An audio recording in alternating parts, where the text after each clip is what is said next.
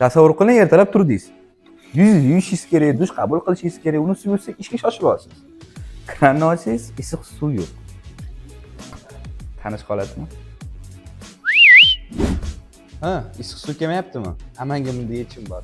Naqd 2 kilovat bilan jihozlangan yangi suyutkich. Qarshi oling. Verodan Allianz.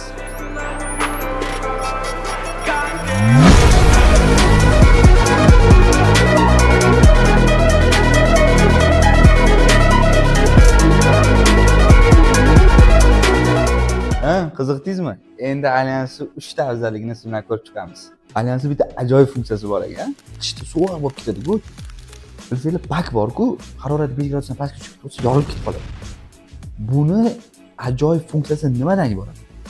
Agar ichidagi harorat 5 gradusdan pastga tushsa, bu avtomatik o'zini o'ngirasigacha ko'taraveradi va bak yorilmaydi. Esinglarda bo'lsa, oldin loylonbos qilib domlani qilardik, mahalla bilan yig'lardik. Hozir trendga chiqyapti.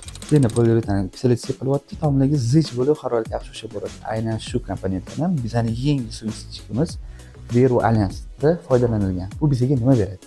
Ichdagi haroratni zo'r ushlab berishini beradi. Sizlar uchun harakatda to'xtamaymiz.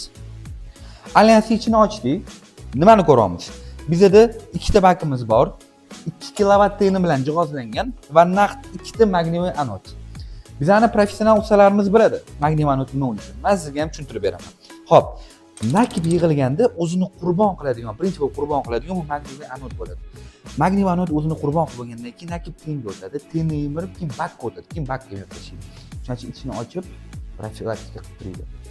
Bu video Allianz o'zi haqida edi. Bizda yana narx 3 ta bor. Quattro, Malibu, Rito. Keyingi obzor qaysi biriga bo'lsin? Kommentariya qoldiring.